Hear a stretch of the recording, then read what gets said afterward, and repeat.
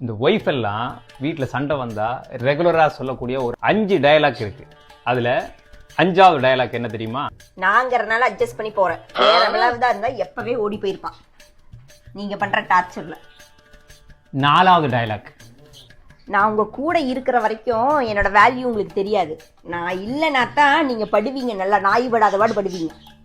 3வது டயலாக் என்ன தெரியுமா?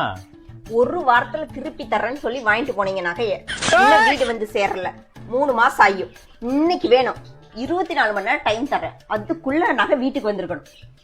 2வது டயலாக், உங்களுக்கெல்லாம் 7 ஜென்மம் எடுத்தீங்கனாலும் என்ன மாதிரி ஒரு பொண்டாட்டி கிடைக்க மாட்டா தெரியுமா? ஆனா பொண்டாட்டி அருமை தெரியுதா? 1வது டயலாக்கு கொஞ்சம் சீரியஸா ரொம்ப ரொம்ப ஒரு ஸ்ட்ராங்கான டயலாக்னு அவங்க நினைப்பாங்க.